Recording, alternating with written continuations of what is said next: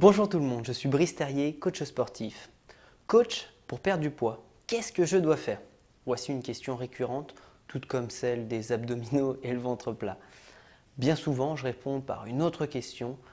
Quelles sont les règles que vous devriez adopter pour perdre du poids? Et systématiquement, vous avez toujours la réponse. Je devrais faire attention à ce que je mange, mais aussi faire une activité physique. Pour quelle raison nous ne faisons pas ces différentes démarches alors que nous avons la réponse? Eh bien, tout simplement, c'est parce que vous avez un manque et nous avons tous un manque de motivation. Évidemment, en tant que coach et conseiller en nutrition, je suis là pour apporter les petits détails qui feront la différence. Dans un premier temps, il faudra mettre en place un rééquilibrage alimentaire, car notre alimentation est bien trop souvent riche en glucides et en lipides. Si vous commencez à avoir une alimentation plus saine, l'apport calorique sera sûrement diminué et donc vous perdrez déjà quelques kilos superflus. La CSM, l'American College of Sports Medicine, recommande de réduire l'apport énergique, attention, d'environ 500 à 1000 kcal par jour pour les individus ayant un surplus de poids ou de souffrance d'obésité. Chez un homme, l'apport calorique journalier moyen est estimé à 2000-2500 kcal par jour en fonction de son activité physique. Par contre, pour la femme, l'apport calorique journalier moyen est estimé à 1600-2000 kcal par jour. Et bien sûr, ça dépend aussi de son activité physique. Donc il y aura quelques règles à respecter. Dans un premier temps, essayez de baisser les apports caloriques en réduisant le sucre avec les pâtisseries, les sodas sucrés, les bonbons, les gâteaux, mais aussi les féculents, le riz, les pâtes, bien sûr les mauvais gras, on va essayer de les éviter, les plats en sauce, donc la viande grasse, le fromage. Nous sommes sur une période maintenant estivale, alors je vous conseille de manger des salades avec des légumes crus et des légumes cuits, pourquoi pas? Ça peut être très sympa, des concombres, du céleri, mais aussi des aubergines, des courgettes, des lentilles.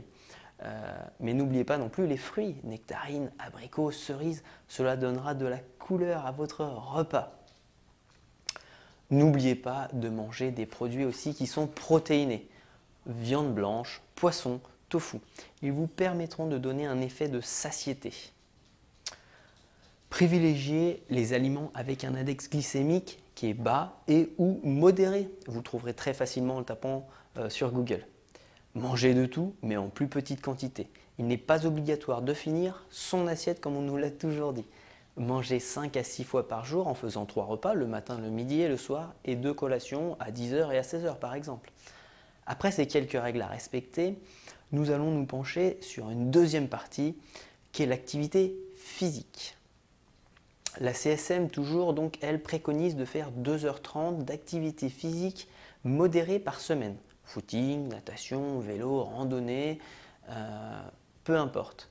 Faites-vous déjà ces quelques heures par semaine. Si ce n'est pas le cas, il faudra y remédier rapidement. Il vous évitera bien des problèmes de santé.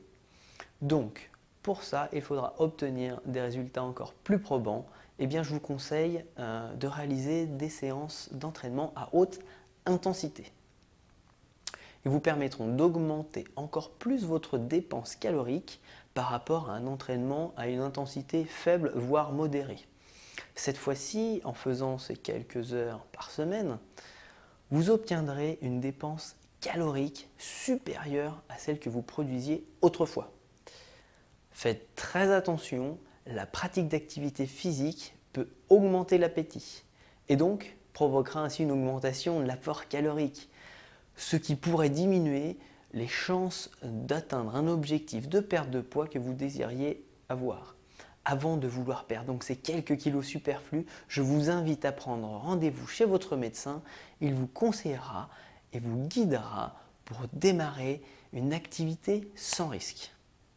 Maintenant, c'est à vous de jouer. Bon courage à vous et à très vite pour une nouvelle vidéo. Merci, au revoir.